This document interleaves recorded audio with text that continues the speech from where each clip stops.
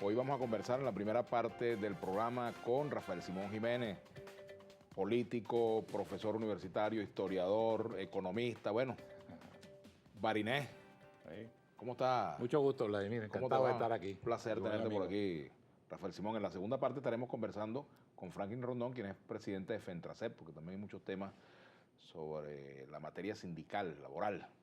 Pero yo me leí este libro, y este es un libro que invita a la discusión, el libro de Rafael Simón, Atrapado por la Historia, un libro que narra, pues, no solamente episodios de la historia de estos personajes que están aquí retratados, sino de otros personajes que se cuelan. Muchos. Por ejemplo, tú hablas profusamente de elementos que no se conocían de la relación entre Prieto y Betancur, por ejemplo, y cómo fue el proceso de esa cálida ruptura, si se puede llamar de esa manera, ¿no? Pero también hacía referencia, por ejemplo, a cómo Páez quería perdonar a los conjurados contra Vargas, sí. Y Vargas, que era el civil de la partida, no quería. Sí, al final la ruptura definitiva entre Páez y Vargas es precisamente por el Páez indulgente que quiere la amnistía para los conjurados que habían derrocado a Vargas, y el Vargas que se opone a ello. Y al final la ruptura que produce la salida anticipada de Vargas de la presidencia es precisamente por esa... Y cómo Vargas, siendo un guerrero, uno de los lanceros, bueno, Páez, perdón, el lancero mayor de nuestra historia, en la lucha por la independencia, la primera lanza del mundo, lo llamaban, cayó como Cándida Paloma en las redes de Monagas, ¿no? Sí, una equivocación, chico, que le costó carísimo en política. Y mira que todo el mundo se lo dijo. Claro, fíjate tú, cuando las cosas van a pasar, hay como una secuencia fatal para que un acontecimiento se produzca. El candidato de Páez era Rafael Urdaneta, un hombre con todas las glorias y todos los avales en la independencia y en la posindependencia, el último presidente de la Gran Colombia, entre otras cosas. ¿Qué pasa? Que Urdaneta se muere, por cierto, cumpliendo una misión diplomática que iba a la ratificación del reconocimiento entre Venezuela y España. Decirle, general, no escoja a Monagas, ese es enemigo suyo, ese hombre lo va a traicionar, ese hombre se le va a voltear, eso es un error muy grande. Y Páez, contra todos los consejos y contra toda la evidencia empírica del propio comportamiento de Monagas, escoge a Monagas y con eso liquida toda esa etapa de su predominio personal que va desde la ruptura de la Colombia hasta 1846-47. ¿no? Así los errores, por eso que dice que los errores en la vida se pagan caro, pero en la política se pagan carísimo. Ahora, también hay un episodio en el libro que me llama la atención, y es el momento en el cual el presidente gallego prácticamente manda al exilio a Betancur para tratar de calmar los ánimos. Sí, ¿no? Tú sabes que yo tengo un libro que va a salir, debe salir en diciembre, que se llama La pugna o el pleito de los dos Rómulos. Son esas etapas de la historia que yo me he encargado de desempolvar, un poco como mi libro anterior sobre la disputa entre Medina y López, ¿no? Porque, ¿qué pasa? Acción Democrática sepultó sobre paletadas de tierra esa historia, que es una historia muy bien documentada que yo tengo, es un libro largo que va a salir aquí, yo solamente anticipo un capítulo sobre las relaciones entre Betancur y Gallego, ¿no? Se trata además de romper, es una cosa como hereje, ¿no? Pues son dos grandes figuras. Imagínate tú, una gloria política e intelectual como Gallegos y Betancur, pues que lo han elevado a la condición de padre, entre comillas, de la democracia. Entonces, desentrañar todo lo que pasó en esos 9 meses que van desde febrero de 1948 hasta noviembre, hasta el 24 de noviembre de 1948, cuando los militares le dan el golpe y sacan a Gallegos del poder, bueno, eso es una cosa hereje, porque además eso, fíjate tú, cuando Acción Democrática cae, en los primeros meses de clandestinidad, el clamor de la base de Acción Democrática, que venía de ser un partido de ganar las elecciones con el 80% de la población, que era una fuerza predominante en el movimiento sindical, agrario, magisterial, juvenil, es decir, una hegemonía real, mayoritaria. Bueno, y cae sin disparar un solo tiro. Entonces, los propios dirigentes de Acción Democrática comenzaron a reclamar, la base, los dirigentes medios, a reclamarle al CEN de Acción Democrática una explicación. ¿Qué pasó? Por qué había pasado. Y además se burlaban desde quienes lo derrocaron, diciendo que, lo cuentas tú en el libro, que si barrían los carnés. Los carnés de Acción Democrática en la calle. Habían hecho una pira más grande que el Cerro del Ávila, decía yo, era Páez. Imagínate tú lo que son esas cosas. Pero yo he desentrañado esas historias y la verdad es que se produce una gran ruptura. Al final, cuando el golpe de noviembre, Betancur y Gallegos prácticamente no se trata. Y como digo yo ahí, Gonzalo Barrios, secretario general de la presidencia, y Alberto Carnevali, secretario general del partido, tenían que hacer de embajadores.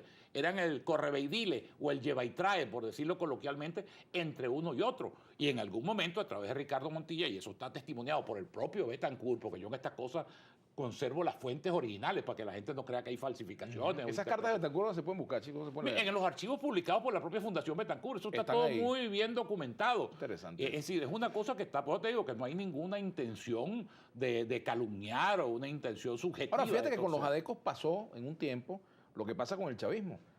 El propio Betancourt, en esos momentos, en el libro tú lo comentas, hablaba de lo que hoy, por ejemplo, el gobierno señala, ¿no? Que cuando el poder económico está temeroso, saca la plata y entonces busca derrocar al gobierno. Eso lo decía Betancourt. Sí, así es.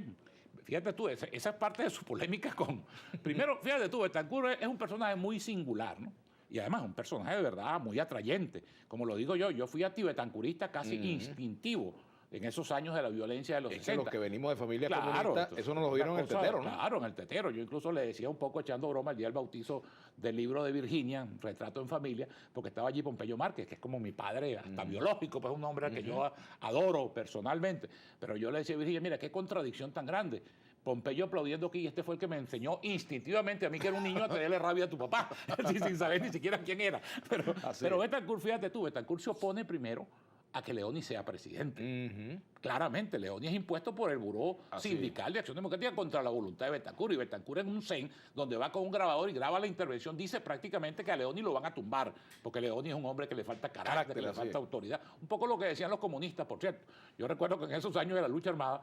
Y la represión cuando Leoni cuidado se fue más fuerte. No, es que eso era, porque decían, yo recuerdo en el momento que se produce esa transición, estaba en mi casa escondido un militar de los que había participado en el Carupanazo.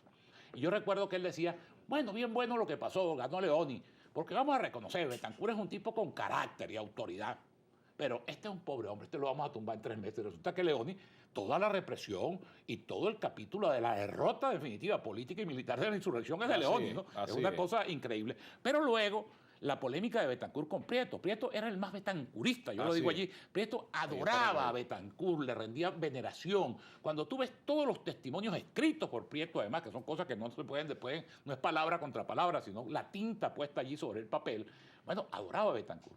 Ahora, Betancourt empezó una prevención con Prieto, primero por un anticlericalismo que era casi inexplicable, porque Betancourt era más ateo que Prieto. Betancourt era ateo marxista. Prieto era un ateo voltariano, librepensador. Pero Betancourt, por supuesto, un hombre pragmático, un hombre versátil, un hombre acomodaticio, bueno, logró reconstruir las mejores relaciones con la iglesia. Ahí está también el capítulo del nombramiento del cardenal, ¿no? Pues. Que Betancourt, hay una parte del libro interesante cuando tú señalas ahí que Prieto le dice que porque resulta que Betancourt, para congraciarse con la iglesia, pues entonces lo coloca el cardenal de primerito en el protocolo. Claro, por encima y donde del le presidente del Congreso. corresponde al presidente del Congreso por el orden de prelación. Entonces él decía, bueno, mira, el negro Prieto puede sentarse en el piso, pero el presidente del Congreso le corresponde sentarse donde le toca. Entonces todas esas cosas comenzaron a crear una prevención en Betancourt frente a un amigo incondicional de toda la vida que lo había acompañado en todos los capítulos. Sí, así es. Y la convicción de Betancourt de que Prieto no podía ser presidente de la República porque, repito, iba a indisponer a las fuerzas económicas, iba a indisponer a los factores, a eso que llaman ahora elegantemente a los poderes fácticos, pues, los poderes reales. Exactamente. Pero de paso, se hizo acompañar Prieto de Paz Galarraga, a quien Betancourt tenía ojeriza particularmente. Dice que era un artista infiltrado. Sí, y hay hasta cuentos que no vale la pena desentrañarlo, incluso de cosas personales. Entre ellos. Lo total es que le tenía una ojeriza. Incluso hay un capítulo de la historia de Acción Democrática, es cuando se divide, que se va el grupo ARS, encabezado por Ramos Jiménez. Betancourt dice que llama y cuando le dan la noticia, lo primero que pregunta dice, ¿fue para Galarraga? Entonces le dijeron, no se fue para Galarraga. Y dice, bueno, el partido se va a volver a dividir entonces. Es decir, Betancourt era un personaje, digamos, de esos liderazgos tan fuertes que dividía entre quienes lo adoraban un poco a los Chávez, ¿no? Guardando las distancias, digamos, de lo que significó Betancourt. Pero de esos liderazgos que tú los quieres o los odias. ¿En qué se parecían y en qué se diferenciaban, o en qué se parecen y en qué se diferencian Betancourt y Chávez? Yo creo que Betancourt, chico, tuvo un proceso de enseñanza. Mira que yo he estudiado a Betancourt y tengo incluso ensayos de Betancourt por publicar. Yo creo que Betancourt fue un hombre que descubrió muy temprano, es decir, el año 30, cuando salía del primer exilio, que es itinerante, que va a Barranquilla y luego termina en Costa Rica, unos años donde se casa con Carmen Valverde y donde tiene su primera hija, entendió una cosa que, por cierto, fue parte también del planteamiento del MAN 30 años después, que es la necesidad de tú adecuar aquel planteamiento marxista, un poco convertido en catecismo, fosilizado, dogmático, a la realidad.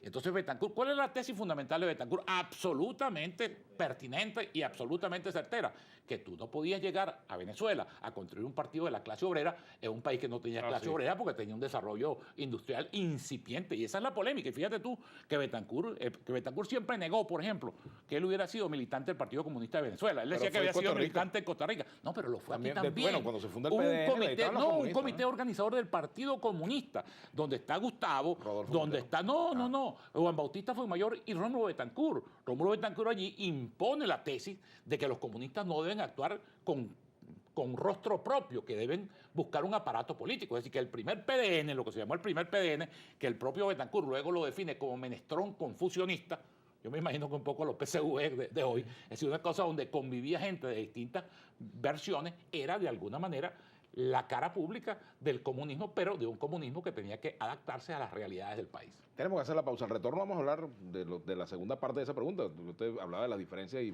semejanza con Hugo Chávez. Vamos a hacer la pausa y ya venimos con Rafael Simón Jiménez.